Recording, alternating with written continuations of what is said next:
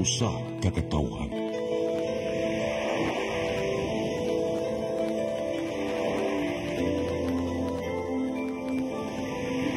Cebu Catholic Television Network.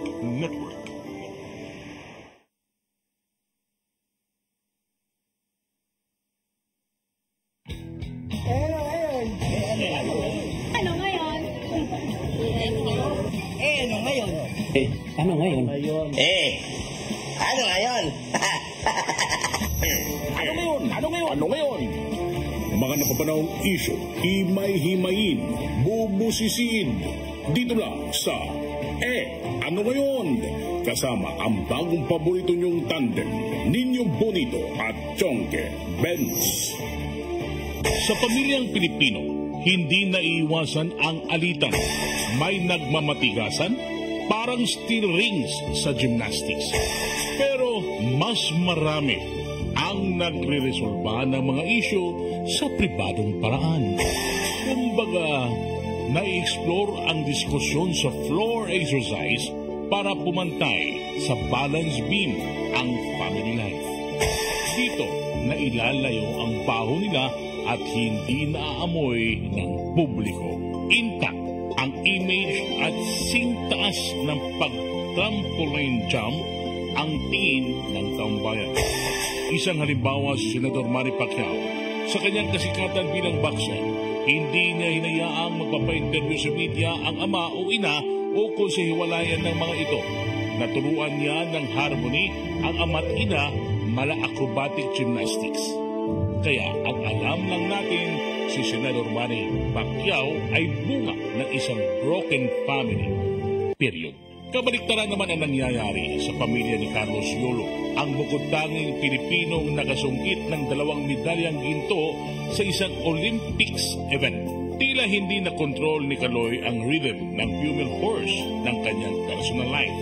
Masakit, simbilis ng Voltran sa gymnastics ang pagkalat ng media ng awayan nila ng kanyang ina. Tumatambling tuloy ang pamilya na hindi pantay sa parallel bars of public opinion. Ngayon, sino ang may sala?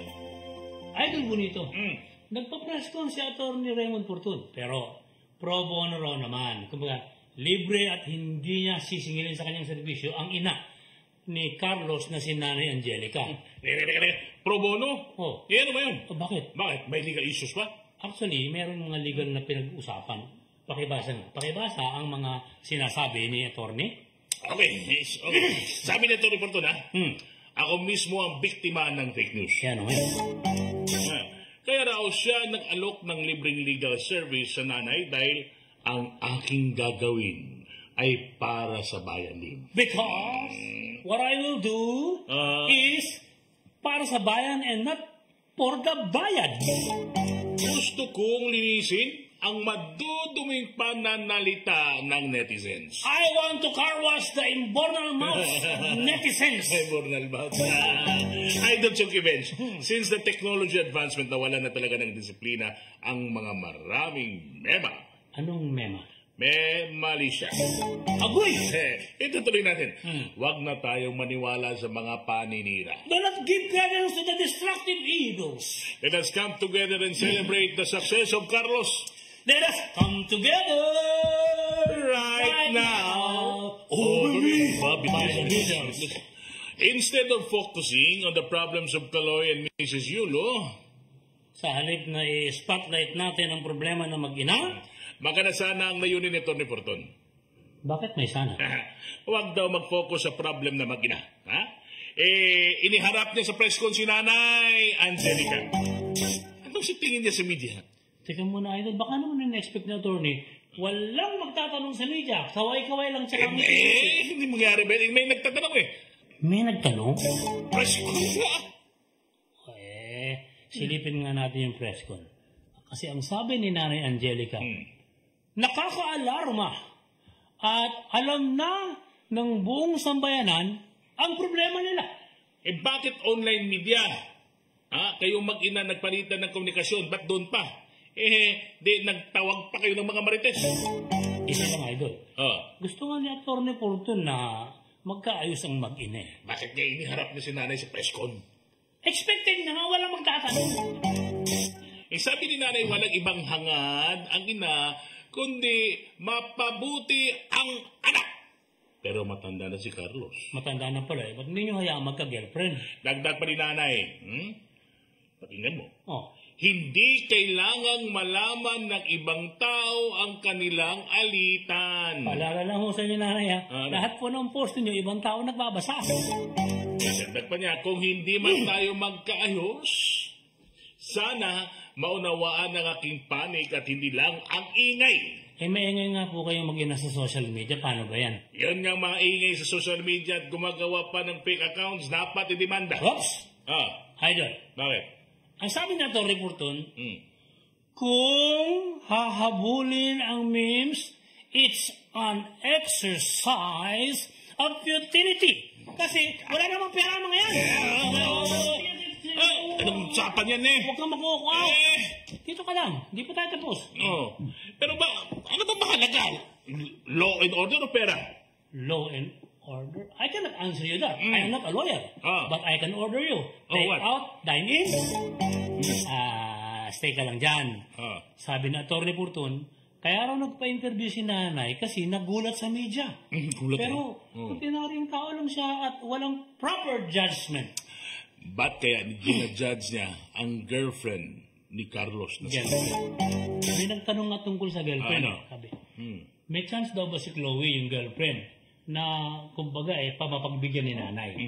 Ang sagot ni nanay, itatackle na lang namin within the family. Kita mo, dinamay pa yung buong angkan. Sabi niya matanda na si Carlos, bakit hindi niya hayang umibig?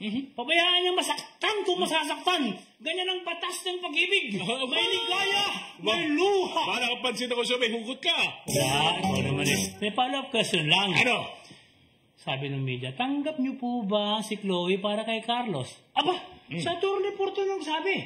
Yung mga ganyang tanong daw, kung magsasalita ang ina, ay meron namang isasagot yung kabila. Hiniharap mo nga sa press con, matagal 59 minutes. Expected nga na wala magtatanong. Tanong naman kasi nagtanong tong media Pero naawa ako dun sa sinabi ng nanay. Yung daw, eldest niyang anak, hindi nakakatulog, hindi nakakapasok, nasasaktan sa mga nababasa. Humarap ka po sa press con. 59 minutes po yun. Ay, doon kanina ka pa magulo. 59 minutes lang naman yung press con, hindi man umabot ng isang oras Galit ka na? Dapat walang press con. Wala sa eksena si nanay. Isang statement lang mula kay Atty. Porton ang binigay sa media at privately, mamamagitan siya ng pag-ayos ng dalawa. Period.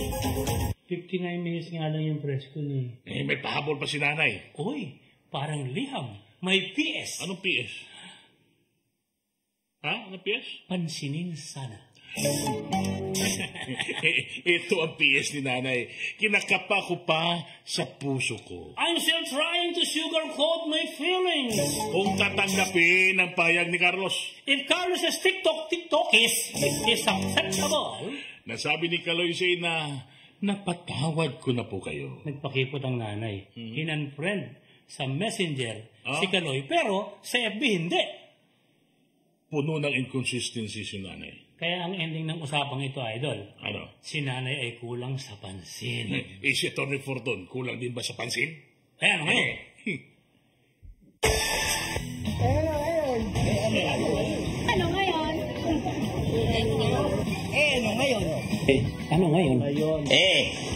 Ano ngayon? Ano ngayon? Ano ngayon? Mga nakapanahong isyo, himay-himayin, bubusisiin. Ano ngayon?